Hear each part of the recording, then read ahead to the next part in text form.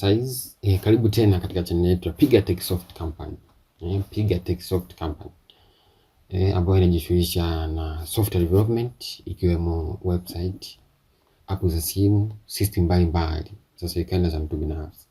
Bila kupoteza muda, leo unaenda kuelezea namna ya kufanya setting au kuadi proposed. Kwa mfano wewe unataka kutumia system, tayari watu wameshapendekezwa, watu 6, 7, 8, 10 au wawili washapendekezwa tayari. Haina haja ya kufanya propose kwenye system.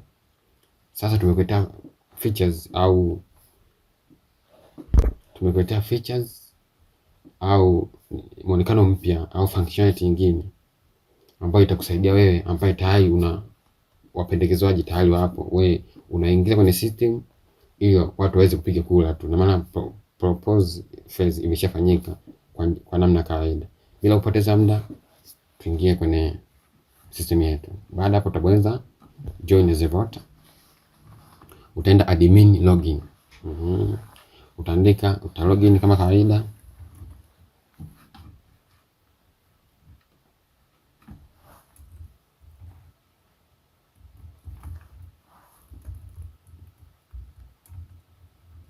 Piga Tech soft@gmail.com.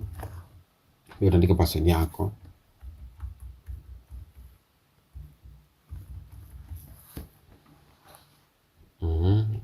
Utaingia. Utaonekana kama huu. Hamisi Juma, class of using. Baada ya kuingia hapo utaenda moja kwa moja kwenye set timeline. Utakutana sehemu mbili hapa. Unakwambia bana choose setup method.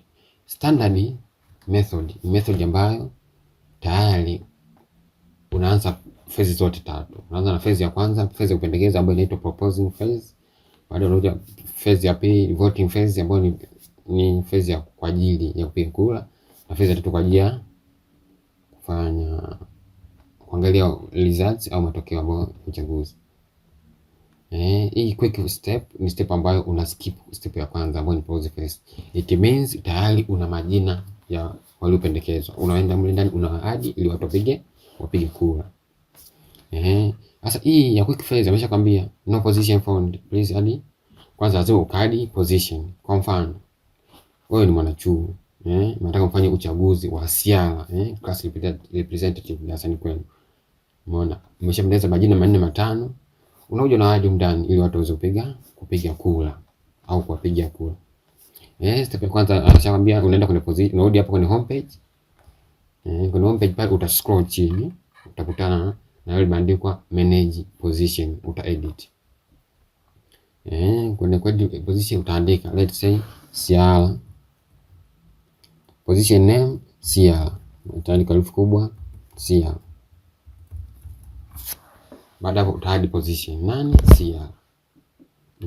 Kama unaona hapa iko siala. Unarudi tena kwenye set timeline. Na muda huo umeshaadi members wa hiyo.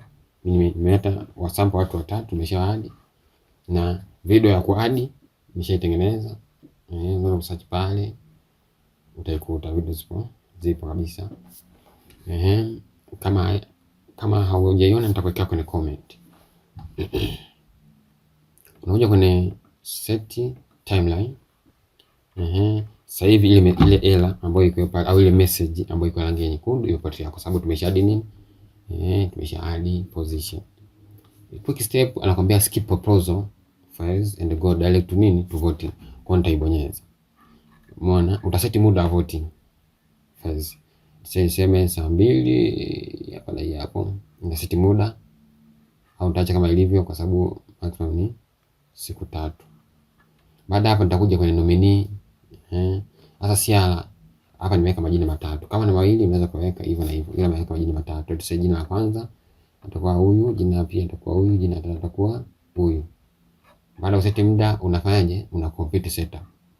Are you sure you want to complete quick setup hii hapa unasema okay. Itaonekana kama quick setup completed, successful voting phase has been scheduled. Kwa hiyo ni muda ambao umeweka ambao watu watafanya vote kwa muda huo. Hiyo ni namna ya kufanya endapo na majina tayari washapendekeza watu ili watumie mfumo ili kufanya tu uchaguzi. Asanteni sana, usahau kulike, comment na kusubscribe katika channel yetu. Asante sana.